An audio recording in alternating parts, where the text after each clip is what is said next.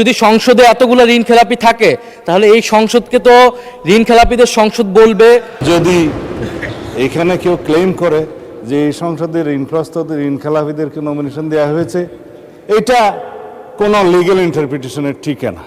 এক হলো দেশের ব্যাংক থেকে ঋণ নেয়া, দুই হচ্ছে বিদেশ থেকে ঋণ বা অনুদান নেয়া। এবং তারা এখানে ইলেক্টেড হয়ে এসেছে। এখন আমরা কেন বলছি এটা ঋণ খেলাপিদের সংসদ? কেউ কেউ ঋণগ্রস্ত হতে পারে ব্যবসা বাণিজ্য করতে যেয়ে, কিন্তু ঋণ খেলাপি হিসাবে যে এখানে ডিফেম করা হচ্ছে, it's a defamatory statement, it should be I think expunged. এখন এই সংসদে যদি আমরা ঋণ খেলাপি বলতে না পারি এই সংসদে, তাহলে মাননীয় স্পিকার আমরা আর কোথায় বলবো? ফলে মাননীয় স্পিকার আপনার কাছে অনুরোধ থাকবে যে যদি এই ধরনের শব্দ বলা হয়েও থাকে সেটা আসলে এক্সপান্স হওয়ার মতো কোনো বক্তব্য নয়। এখানে কিন্তু আমরা নির্বাচনের আগেও ঋণ খেলাপিদের বিরুদ্ধে কথা বলেছি, ঋণ খেলাপিদের নমিনেশন দেওয়া হয়েছে।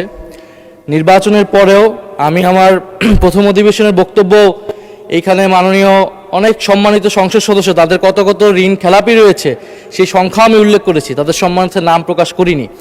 এখন যেই দল ঋণ খেলাপিদের নমিনেশন দিয়ে তাদেরকে সংসদে নিয়ে আসে, এটা তো তাদের দায়িত্ব, তাদের উপর এই দায় চাপায়।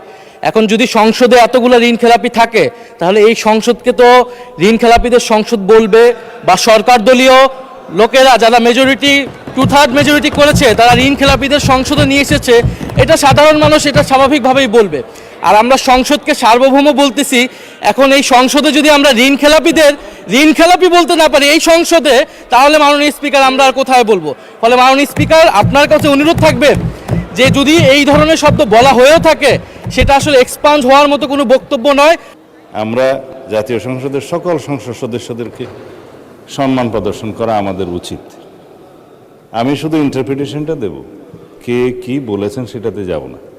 এখানে যারা আছেন কেউ ঋণ খেলাপি না।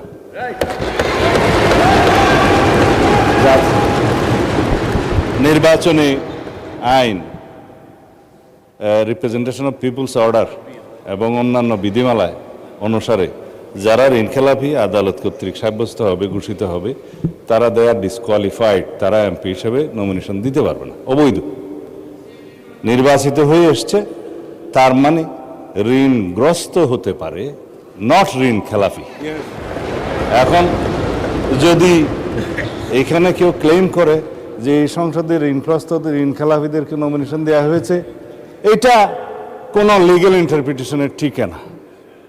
যাদেরকে নমিনেশন দেওয়া হয়েছে তাদের মধ্যে কারো কারো বিরুদ্ধে ব্যাংকের মামলা ছিল, অন্যান্য প্রাইভেট পক্ষের মামলা ছিল, সেগুলো ডিসপোজড অফ হয়ে গেছে ইন দ্য হাইকোর্ট।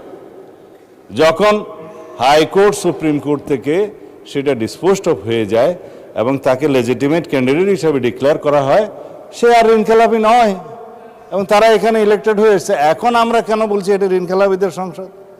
কেউ কেউ ঋণগ্রস্ত হতে পারে ব্যবসা বাণিজ্য করতে যেয়ে, কিন্তু ঋণ খেলাপি হিসাবে যে এখানে ডিফেম করা হচ্ছে, it's a defamatory statement, it should be I think এক্সপান্সড।